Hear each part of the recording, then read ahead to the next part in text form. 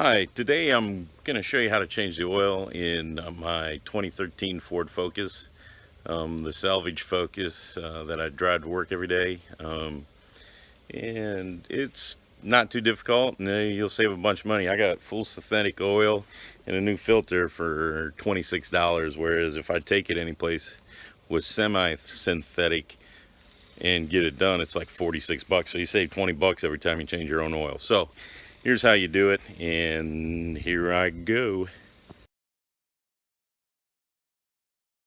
To do the change, you need 5 quarts of 520. That's what the Focus needs. You need, I use Motorcraft because it's, OEM.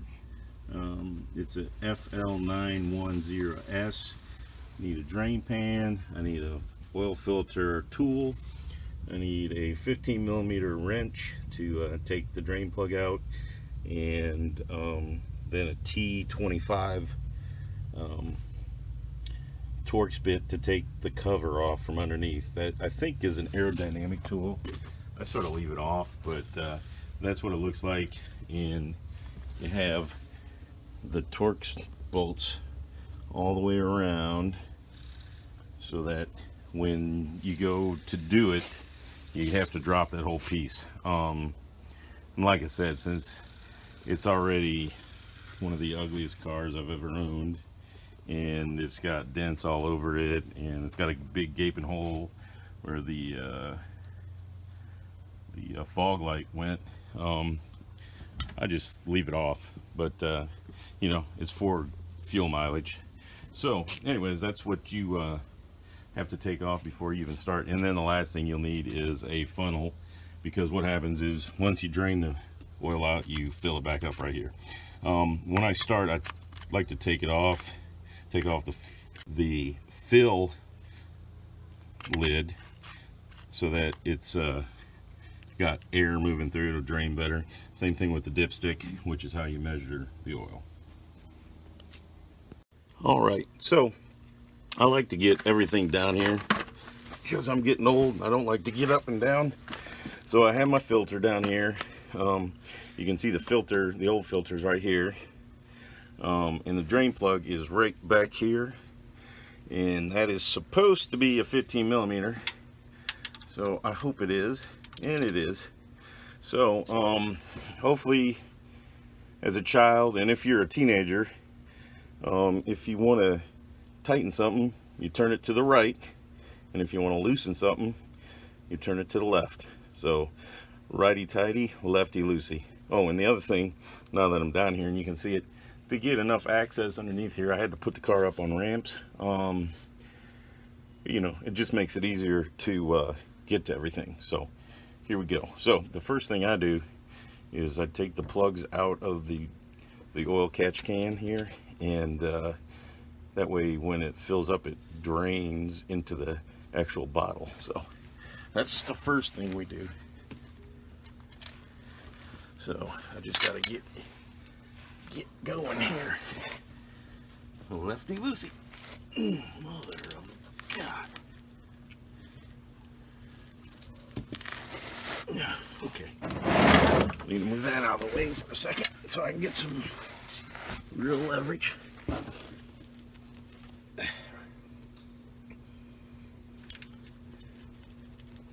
There we go. I guess it wasn't going to drain.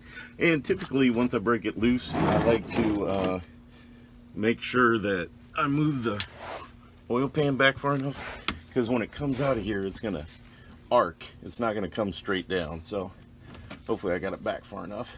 So there you go. I got it loose. I got the pan where I think is the right spot. Next trick is taking the bolt out and not making a huge mess in my driveway.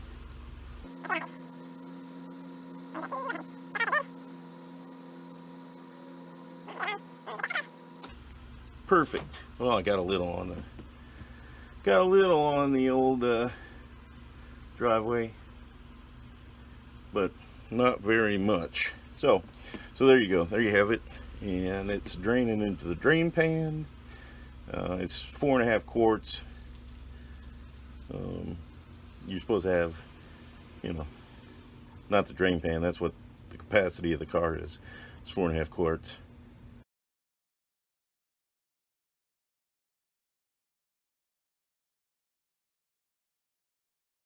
Now I got a negative curve, an inverted curve backwards, so I got to pull the pan back this way a little bit. And I let it go for a while, and then once it gets done, then I put the plug back in, and then we'll move on to removing the oil filter. And as you can see, that cover covers this whole area. You know, like I said, I'm sure it's so that wind doesn't get in here and cause resistance and lower your gas mileage, but my gas mileage is 35, 36. Sometimes if I'm on the interstate, I can get 42 just going the speed limit and keeping up with traffic. So, you know, it's not very detrimental to the whole fuel economy by not having it on. Then we'll move on to the next step. There we go. Okay, and remember, righty-tighty, lefty-loosey. If you don't learn anything today, that's a good thing to learn. Righty-tighty, lefty-loosey. Same old ratcheting 15 millimeter. Flip the switch. And we're going to go righty-tighty. And this is cast aluminum, so you don't want it to be too tight. But you still want it tight so you don't have all the oil fall out and or drain out and blow up your motor. So, all right, so there we go. We have now drained the crankcase of oil for the most part, and now we are going to remove the oil filter. Now, as you can see, it's hanging down, which means it has no way for the oil to drain away. So when you take this off, it's going to have oil in it. Just remember that it's going to have, I don't know, that looks like about a pint of oil. So do not, and again, this is lefty-loosey, righty-tighty. Do not drop it, because it'll go all over, and you don't want that in your driveway or in your garage or wherever you're going to be doing this. And of course, my damn oil. God bless America. And they put it on tight. Just a minute. I think I got another one. All right. This is a different kind of oil filter wrench. It goes in. Let me show you. This is a different kind of oil filter wrench. I don't know if you can see it, but it's got teeth, and as you turn it, it tightens, and it'll power off anything. So it just goes over like that, and we want to go the other way. See how it's gripping, lefty-loosey, and come on, man, these guys put this thing on. That's also another good reason not to take your car to Quick Lubes. They must have like giant people there. So once you get it loose, you just loosen it up. Now it'll have some drain out of it, but nothing too bad. But there we go. Let it drain out a little bit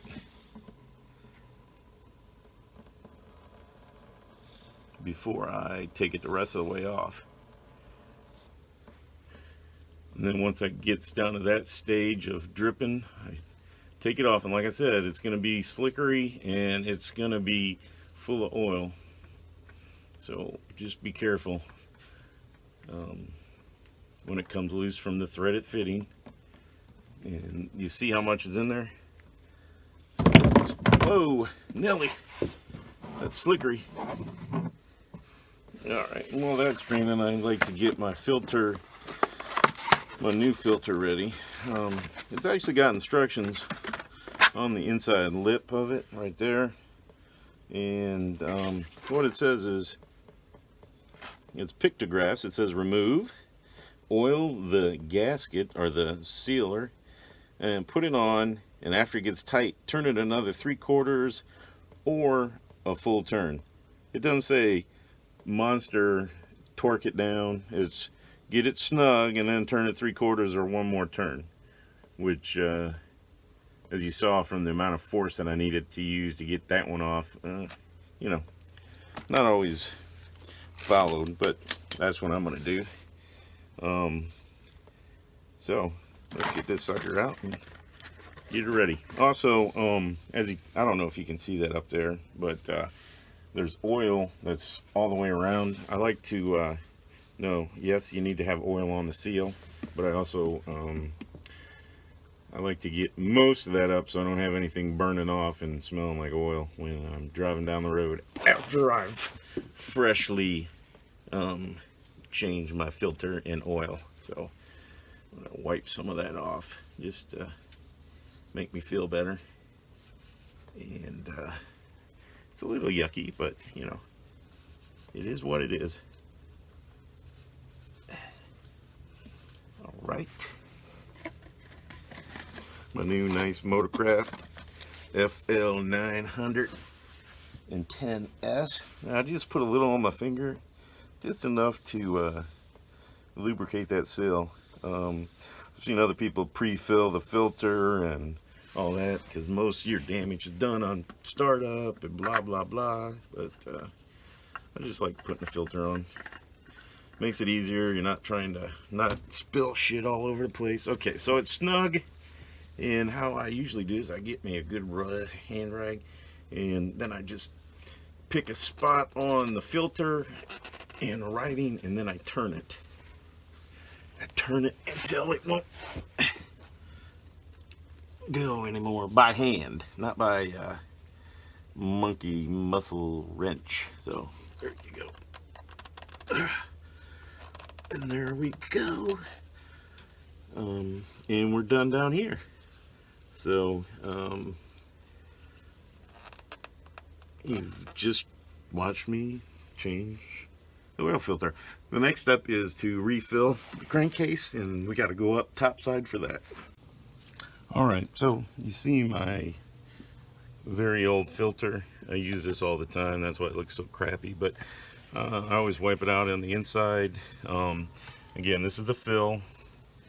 You use 520. The book says semi-synthetic. I got mine at Advanced Auto, and for the same price, I think it was like $21 for 5 quarts of their brand or CarQuest brand, full synthetic. So that's what I went with. Now the car takes 4.5 quarts, so I'm gonna put 4.5 quarts in roughly, and then I'm gonna take it down off the ramps and try and get it as level as possible, and then we'll measure how much is in there. So next step is just put the 4.5 quarts in.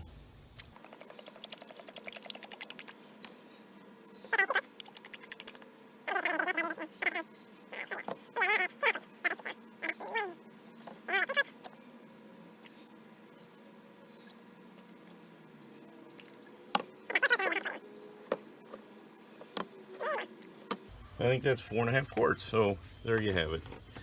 I now have 4.5 quarts in. Got a little bit left in here. Like I said, I'm going to bring it down off the ramps, and then we'll check the quantity of oil via the dipstick. So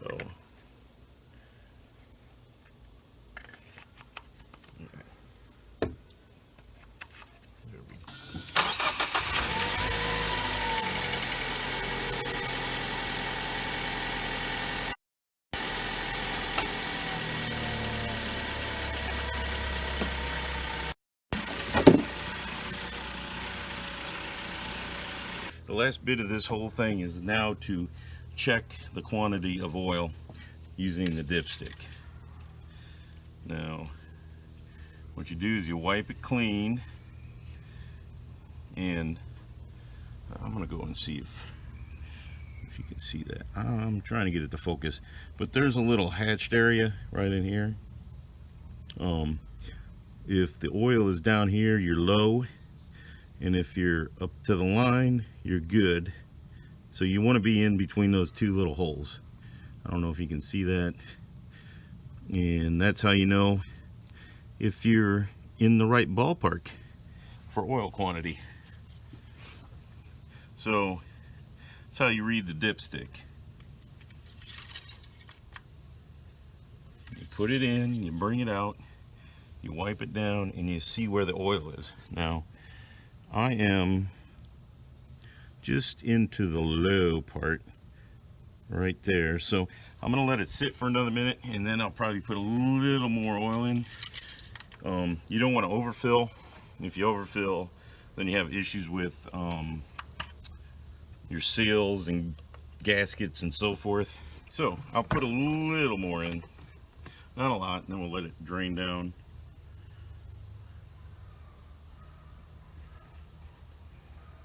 Yeah, I think that's a half. And don't forget to put your oil cap back on. Letting it sit for a minute, and we'll go from there.